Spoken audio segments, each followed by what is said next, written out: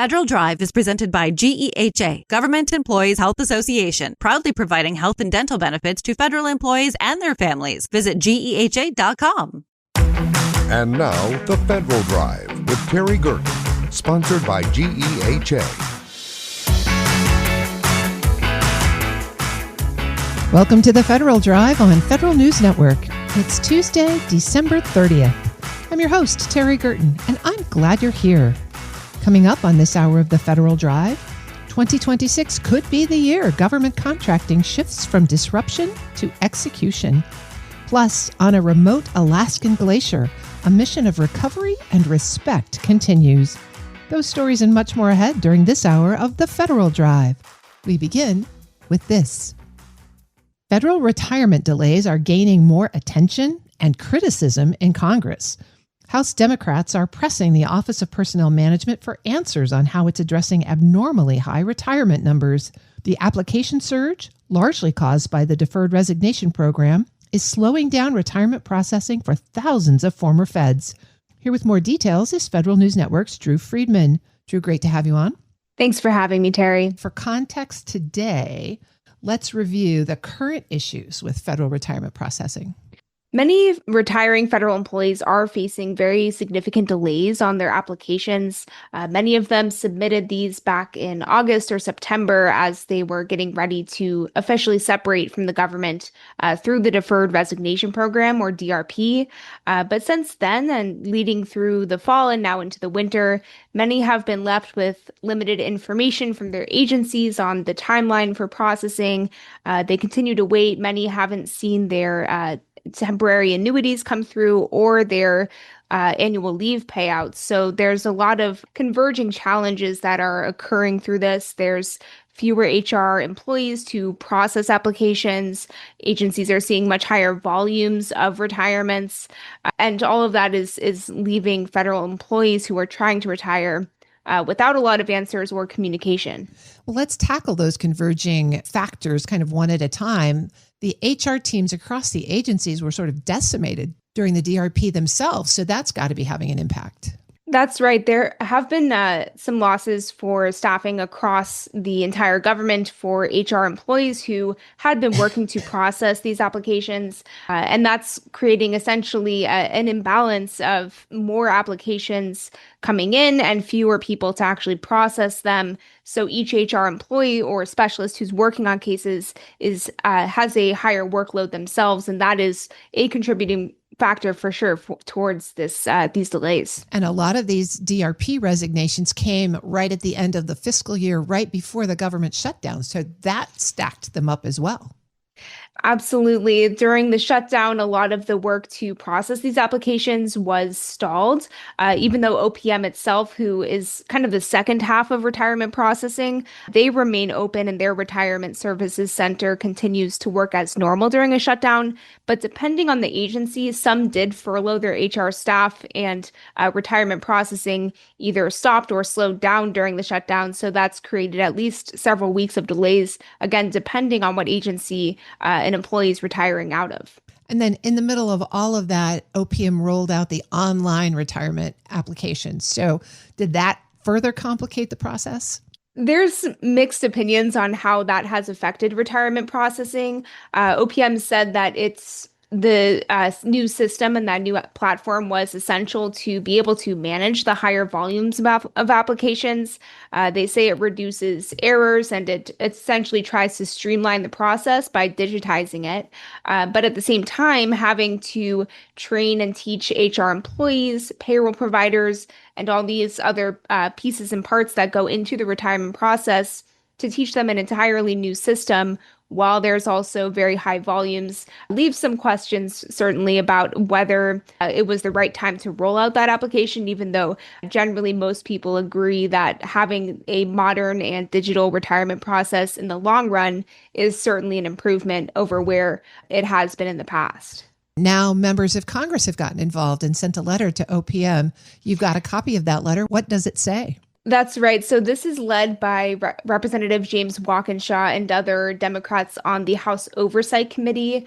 And they were expressing concerns and frustrations really about how the Trump administration and the deferred resignation program has caused this huge wave of retirement applications to enter the government systems. They argue that the issues and the delays were foreseeable and avoidable because we knew back in the spring around April how many people were taking the DRP. So they say agencies had months to prepare, and OPM had most of the year to prepare for what would have been a surge at the end of September. But they're still, now more than or about 2 months out from when those employees officially separated. They're still not getting their payments. So that's creating a lot of questions and criticisms from these Democrats in the House. Have they asked OPM for specific information? They're looking for a lot of information. They're giving OPM Director Scott Cooper until the end of January to explain how OPM is addressing the larger volumes of applications, how it is assessing the impacts of the HR staffing reductions, what's going on with customer service and how that's being affected by everything. And then also a lot more, they want more detailed data on how many agencies and payroll providers have been onboarded into the new online retirement application, or ORA, from OPM, and generally just how that processing is going so far. But they definitely were pretty strongly worded in their letter about some of the frustrations that they're hearing from their constituents about the delays in the retirement process. So with all of this on the table, what is OPM doing to try to address the application volume in anticipation of another surge here in a couple of days? OPM officials have said they're focused on two main strategies. One is simply having the ORA and fixing some of the early challenges or maybe bugs in that online retirement platform. They said that that's been really crucial to trying to process things more quickly over the last several months and manage the unusually high volume of applications. But at the same time, another way that they're trying to do this is to deliver interim annuities as quickly as possible. Usually what happens when a retirement application reaches OPM's step in the process is that those retirees will see around 60 to 80% of their final annuity be given to them once a month, once OPM can get that case initially processed before they can reach the final annuity. So OPM says it's trying to get out those interim annuities as quickly as possible to employees as well. There's also, so to speak, a lot of issues on the agency side with retirement processing. Fewer HR staff, as I mentioned, and higher volumes of applications is lengthening the timeline before these applications even get to OPM for a lot of retirees. Again, depending on what agency they're coming from, that really affects the timeline here. So Drew, for these folks who are waiting to hear anything, what can they expect in the near future?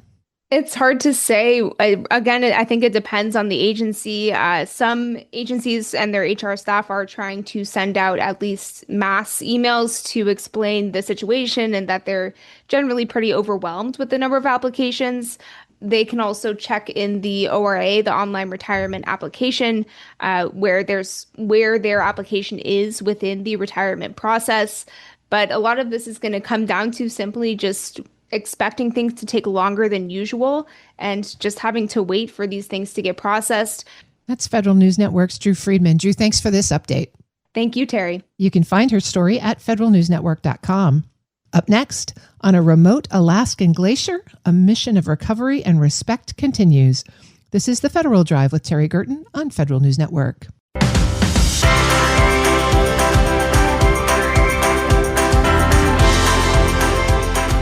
Welcome back to the Federal Drive with Terry Gerton on Federal News Network. It's a mission shaped by harsh terrain and deep responsibility, recovering and identifying service members lost in an Alaskan crash more than 70 years ago. Kate Grosso and Carlos Colon, medico-legal investigators with the Department of Defense, share what it takes to make that happen. Kate and Carlos, it's great to have you both on the show. It's great to be here. Carlos, let me start with you. Could you fill our listeners in on the situation that created the Colony Glacier mission and the role of the Armed Forces Medical Examiners System in the recovery operation?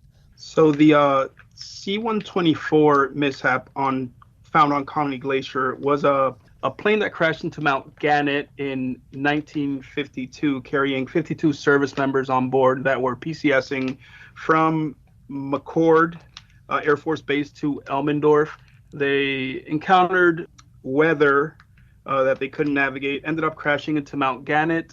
The Department of Defense at the time initiated search and recovery efforts, which they continued for several weeks, but eventually had to abandon because they were not finding any remains. They made it to where they believe the crash happened, but they did not encounter any remains. Then fast forward to 2012, the Alaska Army National Guard was flying some training missions in their Black Hawks when they encountered what they thought looked like aircraft debris on Colony Glacier. They were able to identify some of the aircraft debris to the missing C-124, and that is when Operation Colony Glacier started. It was originally started by the DPAA, then that was in 2012. Then the authority was transferred to the Armed Forces Medical Examiner in 2015. So AFMES has been involved in the DNA identification of remains since the beginning of the mission. And then in 2017, we started conversations about integrating medical legal death investigators onto the search and recovery teams to help AFMEO with identification of remains versus debris and kind of helping streamline the search and recovery process to kind of support the way we are doing DNA testing here at AFMES. Kate, Carlos mentioned that the crash happened 73 years ago. It's a tough environment there on the glacier, but I imagine there have been advances in identification technology and processes since then. What are you using today to identify the remains?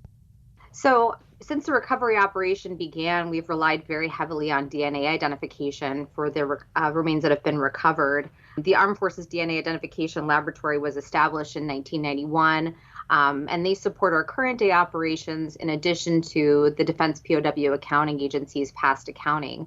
So they have a tremendous amount of experience in working with sort of remote recovery environments in which we may have difficult remains or, remains that may be difficult to identify. We've also utilized fingerprint technology, ridge comparisons in order to do a number of the identifications. Colony Glacier is a very unique preservation environment, and so we are able to get positive DNA and fingerprint identifications on the remains that we've been able to recover. So obviously very different than the environment that we were dealing with in 1952. The advent of these technologies have made it possible for us to be able to do these identifications by DNA and fingerprint. Carlos, you've been on the glacier. Tell us a little bit about what it's like there and what's happening now that has driven acceleration of the mission. So the glacier it's cold and icy. It's one of the more challenging and remote areas I've had to work in. We get dropped off in the morning, conduct recovery operations all day, and then get picked up in the afternoon. It's can be pretty dangerous. There's a lot of crevasses, moulins, a lot of running water. Glacier makes its own sounds that some are scarier than others. I've noticed that it's been changing a lot throughout the years. At the beginning, when I started going, which my first time on the glacier was 2017, there was a large flat area that led to the toe of the glacier. And as time has gone on, it's slowly receded. And in the past 2 years, I've noticed that it's no longer there.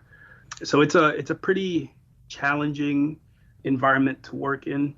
It's also very beautiful, very peaceful. It's that dichotomy of it being a dangerous place to work in, also one of the most beautiful places I've been to. I would imagine that the constantly changing nature of the glacier and the fact that, as you just said, some of it is disappearing adds a sense of urgency to this recovery mission. Yes, we've definitely seen the glacier has been changing at a rapid rate, which has led to us kind of taking this on with a little bit more expediency. We've really focused on streamlining the way we're conducting search and recovery, what we prioritize, how things are collected and bagged in order to really take advantage of the time we have on the glacier for that recovery period, but also we don't know how much time we would have left to recover on the glacier. So we've really focused on expediting the recovery efforts, which has led to kind of expedited DNA sampling and testing. I'm speaking with Kate Grosso and Carlos Colon. They are medico-legal investigators with the Department of Defense. Kate, let me come back to you. I think we've laid a picture here of how complicated this operation is, but it also involves multiple agencies. What does coordination look like between the medical examiner system and recovery teams and other DoD components? How do you keep everybody on the same sheet of music in this really challenging environment? Well, to be frank, it's collaborative. There are a number of players involved in these recovery operations. We work very closely with our partners at Air Force Mortuary Affairs Operations, with the Alaska Air National Guard, and with the folks that are provided for us who provide force multiplication for our recovery operations on the glacier. It requires a tremendous amount of communication, education, and training. And we've been very grateful to have excellent support partners, because you're right, this is a very complicated recovery mission and it requires a very complex and multidisciplinary approach. And Carlos, let me come back to you, because you mentioned being on the glacier, being on the scene in terms of recovery operations. What about the human dimension? How important is this for the families of the service members that were lost in the crash? These family members have been waiting for their loved ones for 73 years. So it's very important. A lot of them are very active on social media. They communicate with each other. They follow up with FMAO and with AFME. So we know the importance this has to family members. Another thing about this mission that I've noticed is how important it is to the service members that are on the recovery teams. So it's like for them, a lot of these team members or most of them have not seen human remains or done anything in the mortuary affairs field. They're selected for the team because of their mountaineering experience. It's been kind of gratifying to see how involved they get with the mission and how proud they are. We talk a lot about it when we're out there. It's kind of a living reminder of we never leave any of our fallen behind, and them being young service members. It's been really nice to see them see it in action. So, Carlos, I really appreciate that perspective and the impact that this operation has had. How close are you to completing the operation? We are currently at 50 out of the 52. Wow. And with the urgency that you mentioned earlier because of the environmental change, those last two must be pretty tough to find. Along those lines, Kate, let me come over to you. We've talked about how complex this operation is, how unusual, how technology is as advanced. What lessons does the Armed Forces Medical Examiner system take from this to apply to other sorts of recovery operations? It's a really good question. AFMEs and the medical legal investigators that work here, we have a worldwide area of responsibility. And so we're looking at various different environments with lots of different airframes in different circumstances. And working in a glaciated environment has really helped us hone in our cold weather response for aviation mishaps. Carlos and I specifically have been all over the world responding to mishap investigations and recoveries, from Norway to Australia. And using the lessons that we've learned in a glaciated environment have really given us new perspectives on our current day operational recoveries. I've been speaking with Kate Grosso and Carlos Colon. Both are medical legal investigators with the Department of Defense. Thank you both so much for joining us today and sharing this fascinating story. Thank you. Thank you for having us. We'll post this interview at federalnewsnetwork.com/Federal Drive. Subscribe to the Federal Drive wherever you get your podcasts. Still to come, from DOJ to VA, Kshmendra Paul's journey shows what lasting public service looks like. But first, 2026 could be the year government contracting shifts from disruption to execution. You're listening to The Federal Drive with Terry Gerton on Federal News Network.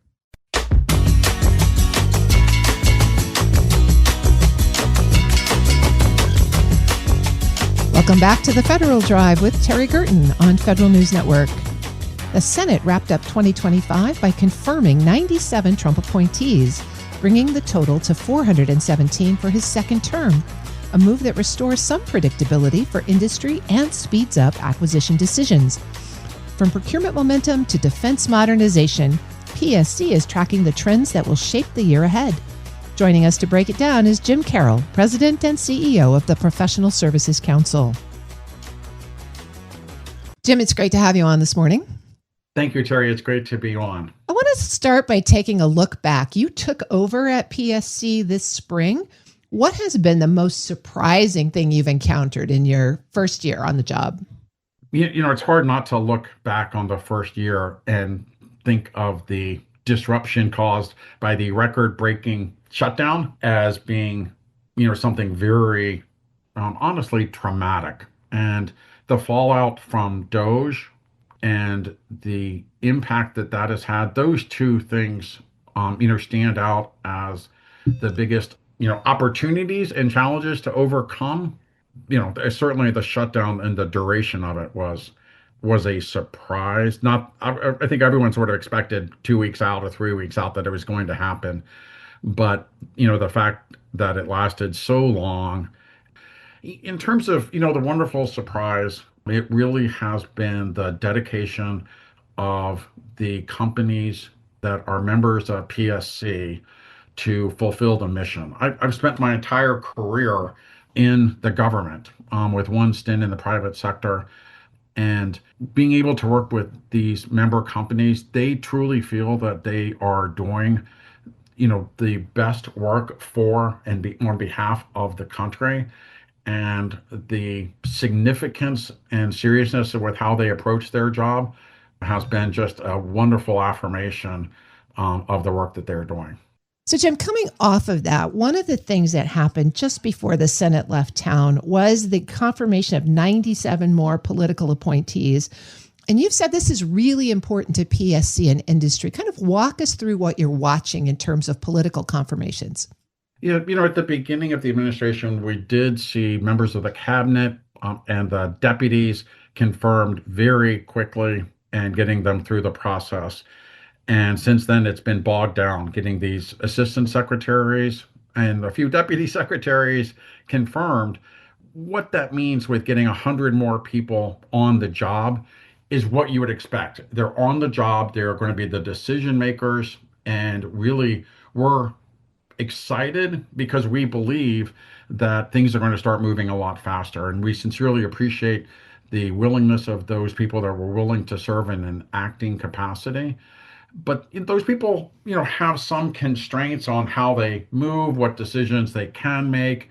And now getting, the new political appointees, confirmees in, it means that they're really going to start moving faster. And we're hoping to be able to see more long range and not just some of the short-term things.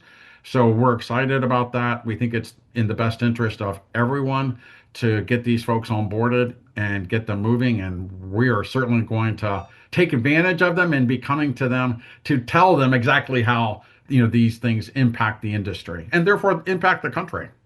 I'm speaking with Jim Carroll. He's the CEO of the Professional Services Council. Jim, you mentioned up front the surprise around the government shutdown. Hopefully we won't have another here at the end of January. But what then are the contractors and your community expecting in terms of procurement momentum? Is it going to pick up from what we've seen? Yes, we absolutely believe that. And I'm not as worried about the shutdown at the end of January as I was back in the fall. Hopefully you feel the same way, Terry. And I don't think either side won. I think both sides lost during that shutdown. And I'm hoping, and we're certainly telling people that is the situation.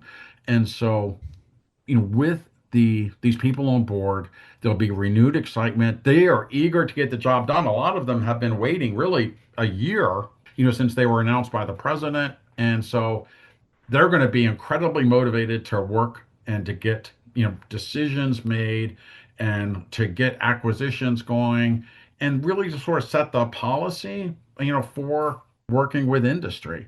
And, we've heard from some of them already. We're looking forward to meeting with some of them as they get settled in and find their office. we will be, meeting with them and making sure that they understand the broad significance of what they're doing and letting them know we're a willing partner to achieve those objectives. Jim, one of the big challenges for the government contractors in 2025 was just the delay in terms of invoices, the disruption in contracts, terminations. Are you expecting that these backlogged invoices and stalled new awards and recompetes are going to pick up speed? Yes, we have been in. We went in with some of our members to meet with the Chief of Staff, Susie Wiles, and the White House counsel, and told them, and this was, while the shutdown was ongoing, that, we needed, once it ended, to be able to move on these. We have followed up with the White House, leading up to Christmas. The Chief of Staff, Susie Wiles, was very receptive to it and was, we believe, to be really on message with this. And we talked about the communication and how to best achieve it through the departments and agencies. And so we're optimistic that, these invoices will be paid, because this is work that has been done. And for these companies, for the most part, they have been paying their employees. Some sadly, had to put folks on the bench and furlough people temporarily, but a lot of them kept working, did what they needed to do, and now there's cash flow issues for some of these companies. That's where we're pressing on to the White House. That's what we're talking about with the members of the cabinet, on some of the issues, is to get these invoices paid and get these companies up and running fully. Well, speaking of paying, one of the few agencies that has a significant appropriation is Department of Defense. You've got a lot of your constituents, your member organizations in the defense sector. What's driving the agenda for defense in 2026? Certainly the meeting that the president announced with the top defense contractors who are members of PSC, and is, that they do want to contain cost. What we're doing now is explaining that they are containing cost, and it's just like anything. Change orders, if you're building a home and submit a bunch of change orders while the contractor, is building your house, that costs extra money. So we're explaining the same thing is happening with government contracts, that the procurement process can be streamlined. Can be a focus more on deliverables as opposed to, some of the really issues of the contract that have no impact. We're seeing some of the smaller things that companies were going to certain sections within the Department of War and, saying, hey, we have a new way to do things. We can do this in a more efficient way and deliver results faster. We're going to use, maybe it's AI, which obviously is going to be a big issue in 26. And we can reduce the number of people that we have in seats, by 20% or 30%.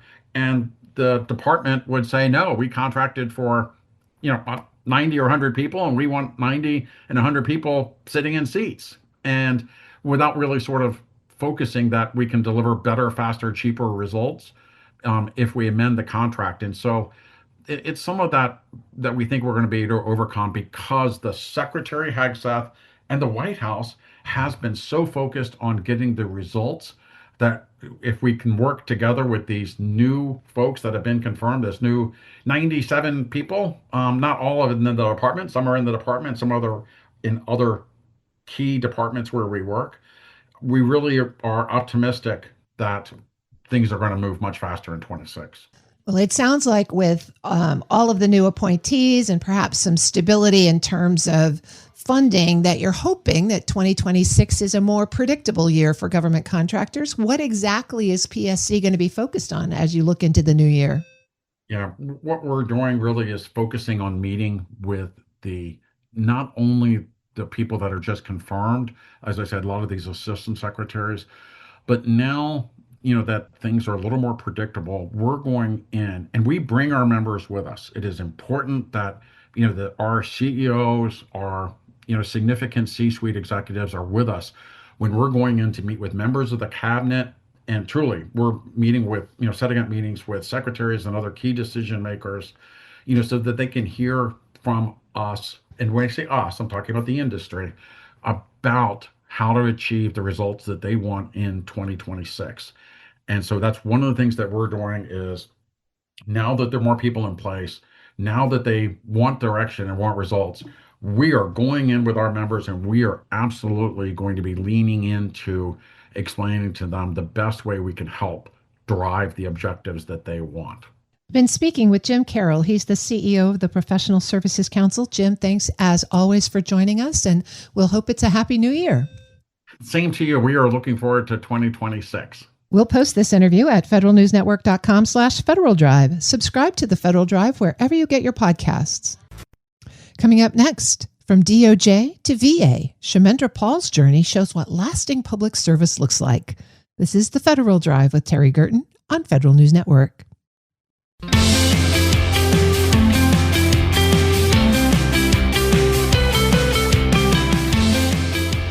Welcome back to the Federal Drive with Terry Gerton on Federal News Network. After nearly 2 decades shaping data sharing and governance across federal agencies, Kshmendra Paul has been elected a Napa Fellow. We'll talk about his proudest accomplishments, what this honor means, and his advice for the next generation of public servants. Kshmendra, thank you so much for joining me. Thank you, Terry, for having me on the show. And congratulations on being elected a Napa Fellow. It's a reflection of your long and successful career in the federal government. You've worked across several different executive branch agencies and done a lot of things. Tell us what first drew you into public service. That's a great question, Terry. I came into public service in 2005 into the Department of Justice, in large measure because of I was presented with an opportunity to be part of the solution, to be a part of something bigger than myself post 9/11.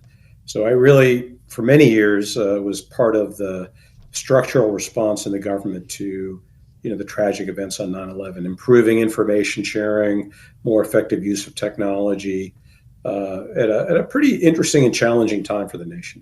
Sounds like that got you hooked. How did you find it moving across different federal agencies?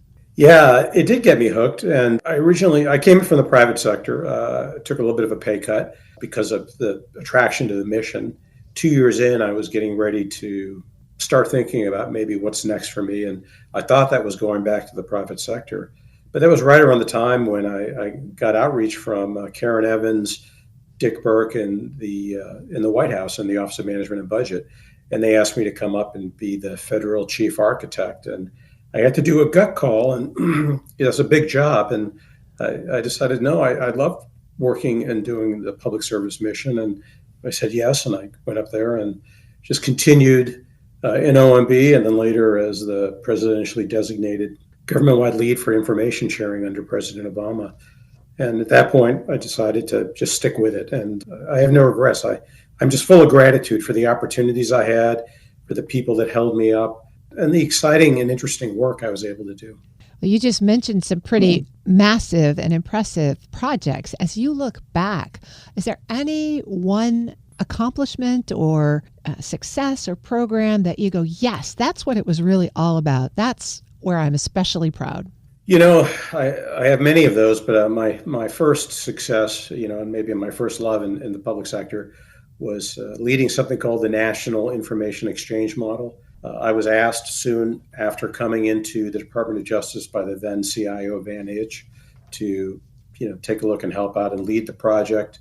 I was really pleased to be able to do that with state and local partners, with DHS, other federal partners, and deliver the first version of the exchange model, really providing a core technical aspect of the government's response point, post 9/11, semantic interoperability, right? With computer systems built, you have data stovepipes, and what terms mean doesn't necessarily translate across system boundaries, much less boundaries of endeavor like law enforcement, homeland security, intelligence, and levels of government, right? And that was the problem that we solved successfully with the NEAM. And now it's 20 years old and actually successfully transitioned to OASIS as a international standards body and standard itself. That effort was a great introduction to the possibility of transformation using data and technology in the public sector. Well, data and technology have changed a lot in the last 20 years. Is your sense that the government is able to keep pace?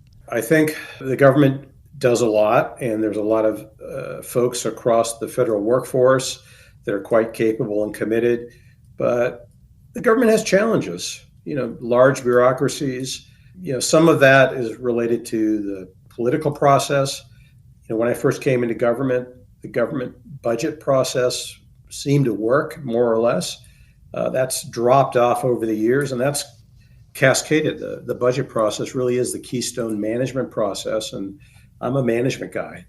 And that dropping off really caused some consternation and made it more difficult. The prevalence of shutdowns, we just went through the longest shutdown, that didn't help. So there's challenges, and that was actually a key theme of the conference. We focused at the conference, the NAPA conference, National Academy of Public Administration, on the challenges that the public sector faces, but also the fact that these are longstanding challenges, the drop of trust in government, in some ways the ossification of public administration, and the opportunity for reinvention in this moment. Never let a crisis go to waste, sort of thing. I'm speaking with Kshmendra Paul. He's a former senior federal data and tech leader and a newly elected fellow of the National Academy of Public Administration. Kshmendra, you're joining the Academy at a time when public trust in government is under pressure. How do you hope to participate with the Academy and jointly help the government address some of these issues associated with public trust? Yeah, so my lane is data, information sharing, and technology applied to government to reform and improve government performance. As a part of the Academy, I'm hoping that what I bring to the table can be melded and remixed with the other 1,000 fellows that have different perspectives. They can help make me better, and I can help make them better, and together the Academy can put forward positive, constructive, and respectful prescriptions for what's next. That's I think a major role and a theme of the conference. I also am keen to carry forward ideas about open government. Government needs to be transparent. Government needs to be participatory. Government needs to be collaborative. And I really think that using data in smart and innovative ways to help with setting incentives and organizational design and organizational incentives offers new opportunities for public administration. You're joining this group of 1,000 people who've had long careers in public service. If you were speaking to someone from the next generation, maybe, how would you encourage them to consider a career in public service? It's so important not to get caught up and react to the moment, but to be reflective and smart and strategic and respond in the moment. And that response, informed by your values, informed by what makes public administration, public service so important. I think public administration, a vigorous public administration that's transparent and responsive, that works across levels of government, really keeps with, the constitutional design that's reflected in the Federalist Papers and in our Constitution as written. And so that's the eye on the prize. A vigorous, effective government is so important to restoring trust in government, to underpinning our democracy and our federated republic. And I think the next generation can be part of that solution and, respond to the sound of cannon, so to speak, maybe in some way like I did after 9/11 and generations have done so in the past. I'm speaking with Kshmendra Paul. He's a former senior federal data and tech leader and a newly elected fellow of the National Academy of Public Administration. Kshmendra, congratulations again on that. I look forward to seeing you at future NAPA meetings. Likewise, Terry. Thanks for having me on the show, and I appreciate it. We'll post this interview at federalnewsnetwork.com/Federal Drive. Subscribe to the Federal Drive wherever you get your podcasts. The Federal Drive with Terry Gerton is produced by Eric White and Michelle Sandiford. Our web editors are Daisy Thornton and Stephanie Wright. For the latest updates, stay with federalnewsnetwork.com or follow us on Facebook, YouTube, and LinkedIn. Up next, the top national headlines from CBS News and the Federal Newscast. I'm Terry Gerton. Thanks for listening.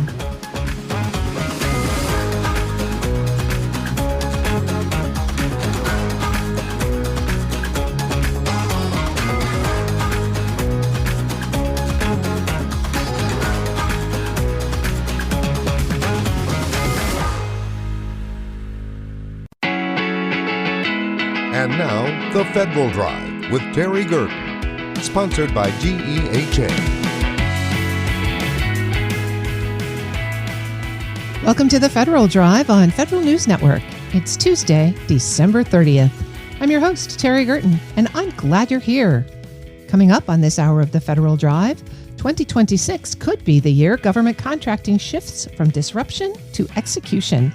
Plus, on a remote Alaskan glacier, a mission of recovery and respect continues. Those stories and much more ahead during this hour of the Federal Drive.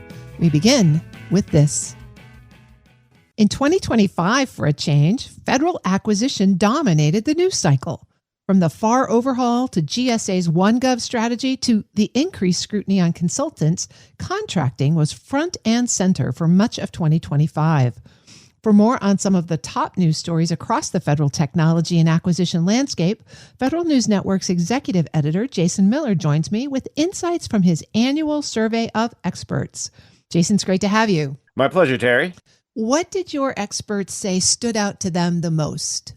For the past 3 or 4 years, Terry, I've talked to just former and current federal executives. I, gave them basically 3 questions, said, hey, tell me what you think here. So I talked to folks like, Matthew Cornelius, former OMB Senate staff member now over at Workday, or Julie Dunn, a former federal GSA Federal Acquisition Service Commissioner, or Nancy Seeger at Partner Guidehouse, a former IRS CIO. So I try to really kind of go across both acquisition and technology and to say, hey, what stood out to you? And when things that a lot of folks told me was they're really focused on this OneGov strategy as an example, or they focused on things like the FAR rewrite and FedRAMP 20X, and how all this is impacting not just the agencies, but the broader community. And I think time and again, folks were saying, hey, we know OneGov is just starting, so they'll be really interested to see how that kind of continues to play out. But they believe that these 15 OneGov deals have really started to change the market.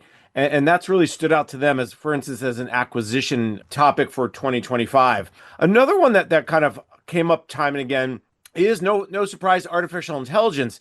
But not, hey, let's use AI, hey, agentic AI, or hey, generative AI, but the management of artificial intelligence tools and capabilities. A lot of folks like Jonathan Albom said, 2025 was the year of agencies moving beyond the AI pilot program and into large-scale deployment. Other folks talked about this idea of AI and measuring and monitoring the governance side of it. Just a few tidbits here and there about where folks saw some of the big news stories in 2025 around IT and acquisition. Were there any areas that they saw some unexpected or surprising progress across the acquisition or IT community? Melvin Brown, the former OPM Deputy Chief Information Officer, really hit the nail on the head when he talked about FedRAMP and how FedRAMP really changed the process. Their 20X pilots, FedRAMP just announced they're moving into phase 2 in early 2026. But for 2025, this was really something that the pilot really pushed out there to really say, hey, we can do this differently, right? This idea of automated validation over security for security instead of paperwork. I think that was one thing that came up. Another one that came up time and again, I thought, was obviously the FAR overhaul, but just how much progress actually it made to really change the way people looked at buying and selling to the government. I think that again, was something that I think folks were more surprised by. And one funny one I'll give credit to is Michael Darius. He's a former State Department senior procurement executive. He's now over at George Mason University with the Baroni Center for Government Contracting. And he said, listen, this may be a little self-serving. Maybe I'm a little biased because I was at the State Department, but he was really impressed by the state's Evolve program. This is their big multi-award contract for IT services.